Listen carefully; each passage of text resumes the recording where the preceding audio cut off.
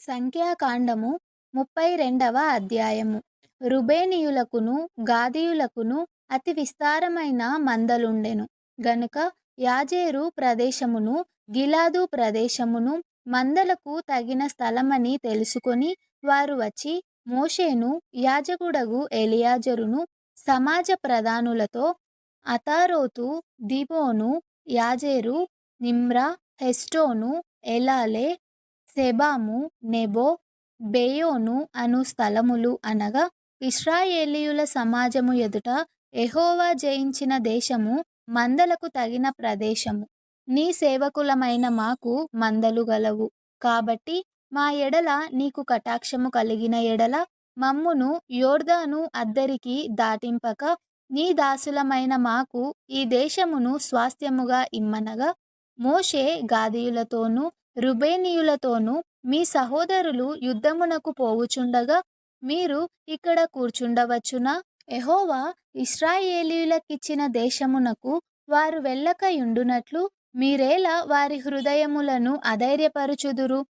ఆ దేశమును చూచుటకు కాదేషు బర్నేయలో నుండి మీ తండ్రులను నేను పంపినప్పుడు వారును అలాగు చేసిరి గదా. వారు ఎష్కోలు లోయలోనికి వెళ్ళి ఆ దేశమును చూచి ఇశ్రాయేలీయుల హృదయమును అధైర్యపరిచిరి గనుక యెహోవా తమకిచ్చిన దేశమునకు వారు వెళ్ళకపోయిరి.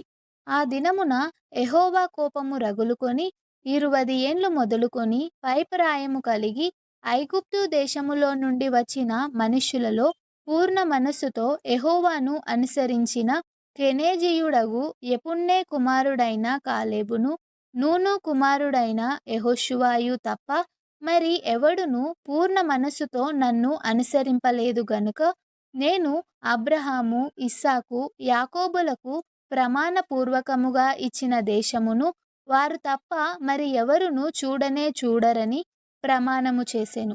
అప్పుడు యెహోవా కోపము ఇశ్రాయేలీయుల మీద రగులుకొనగా యెహోవా దృష్టికి చెడు నడత నడిచిన ఆ తరము వారందరూ నశించు వరకు అరణ్యములో 40 ఏండ్లు ఆయన వారిని తిరుగులాడజేసెను. ఇప్పుడు ఇశ్రాయేలీయుల ఎడల యెహోవాకు కోపము మరీ ఎక్కువగా పుట్టించునట్లుగా ఆ పాపుల సంతానమైన మీరు మీ తండ్రులకు ప్రతిగా బయలుదేరియున్నారు. మీరు ఆయనను అనుసరింపక వెనుకకు మళ్ళిన ఎడల ఆయన ఈ అరణ్యములో జనులను ఇంకా నిలువచేయును. అట్లు మీరు ఈ సర్వజనమును నశింపజేసెదరనెను. అందుకు వారు అతని యొద్దకు వచ్చి మేము ఇక్కడ మా మందల కొరకు దొడ్లను మా పిల్లల కొరకు పురములను కట్టుకొందుము. ఇశ్రాయేలీయులను వారి వారి స్థలమునకు చేర్చు వరకు మేము వారి ముందర యుద్ధమునకు సిద్ధపడి సాగుదుము. అయితే మా పిల్లలు ఈ దేశ నివాసుల భయము చేత ప్రాకారము గల పురములలో నివసింపవలెను.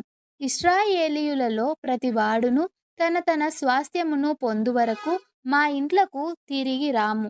తూర్పు దిక్కున యోర్దాను ఇవతల మాకు స్వాస్థ్యము దొరికెను గనుక యోర్దాను అవతల దూరముగా వారితో స్వాస్థ్యము పొందమనిరి.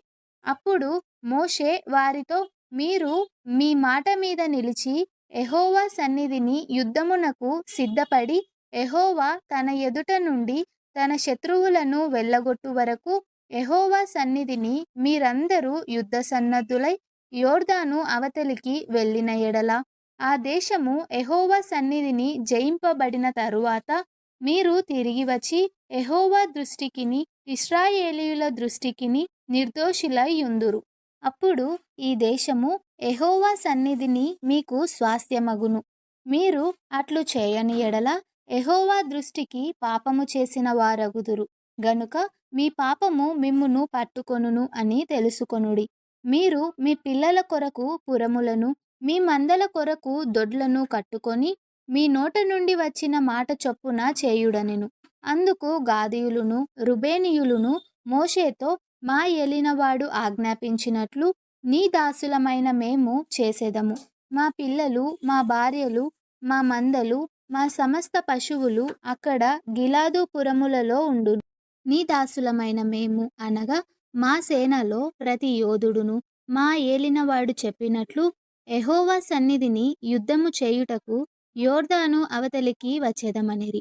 కాబట్టి మోషే వారిని గూర్చి యాజకుడైన ఎలియాజరుకును, నూను కుమారుడైన యెహోషువకును, ఇశ్రాయేలీయుల గోత్రములలో పితరుల కుటుంబముల ప్రధానులకును ఆజ్ఞాపించి వారితో ఇట్లనెను: గాదీయులును రుబేనీయులును అందరూ యెహోవా సన్నిధిని యుద్ధమునకు సిద్ధపడి మీతో కూడా యోర్దాను అవతలికి వెళ్ళిన ఎడల ఆ దేశము మీ చేత జయింపబడిన తరువాత మీరు గిలాదు దేశమును వారికి స్వాస్థ్యముగా ఇయ్యవలెను.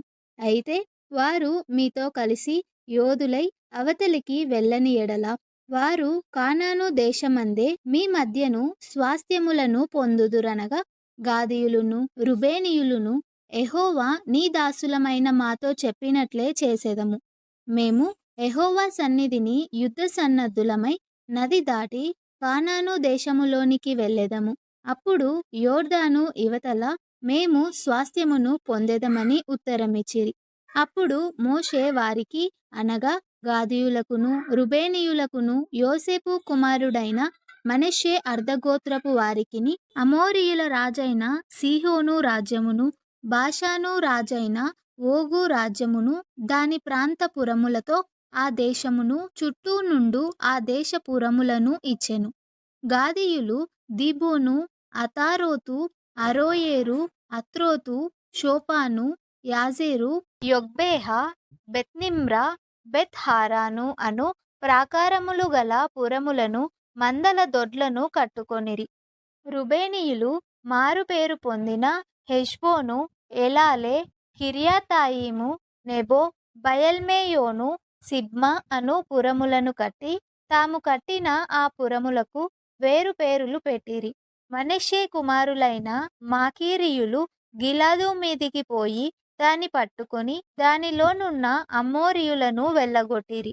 మోషే మనష్షే కుమారుడైన యాకీరుకు గిలాదునిచ్చెను. అతడు అక్కడ నివసించెను. మనష్షే కుమారుడైన యాయీరు వెళ్ళి వారి పల్లెలను పట్టుకొని వాటికి యాయీరు పల్లెలను పేరు పెట్టెను.